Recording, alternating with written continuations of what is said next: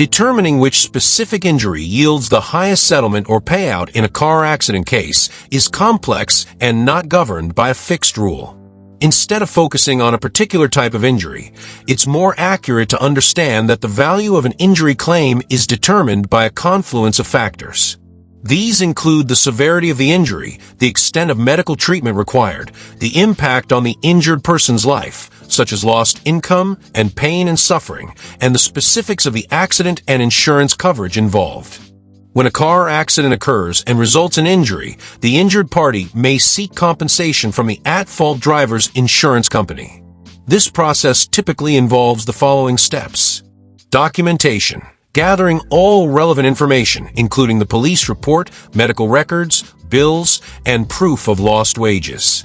Demand letter. The injured party's attorney, if they have one, usually sends a demand letter to the insurance company outlining the accident details, the injuries sustained, and the compensation sought. Negotiation. The insurance company reviews the demand and may offer a settlement. This often involves a back-and-forth negotiation process to reach a mutually agreeable amount. Settlement or lawsuit. If a settlement is reached, the case is closed. If an agreement cannot be made, the injured party may file a lawsuit to pursue compensation through the legal system. Factors influencing compensation. Several key factors influence the amount of compensation awarded in a car accident injury case. Severity of injury. More severe injuries that require extensive medical treatment, surgery, rehabilitation, and long-term care generally result in higher payouts. Examples include traumatic brain injuries, TBI, spinal cord injuries, severe burns, and multiple fractures. Medical expenses. The total cost of medical care, both past and future, is a significant component of the claim's value. Lost income. If the injuries prevent the person from working, the lost wages, both past and future earning capacity, are considered.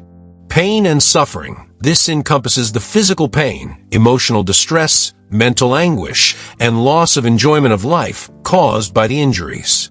Calculating this is subjective but is often linked to the severity and long-term impact of the injuries. Insurance policy limits. The at-fault driver's insurance policy has limits on the amount they will pay. If the damages exceed these limits, recovering the full amount can be challenging. Liability. Establishing that the other driver was at fault for the accident is crucial. If the injured party is found to be partially at fault, it can reduce the amount of compensation they receive. A helpful tip. Following a car accident where you've sustained injuries, prioritize seeking immediate medical attention and thoroughly documenting all aspects of your treatment and recovery. This detailed record will be essential in substantiating your injury claim and ensuring you receive fair compensation for the harm you've endured. Consulting with a personal injury attorney can also provide invaluable guidance throughout this process.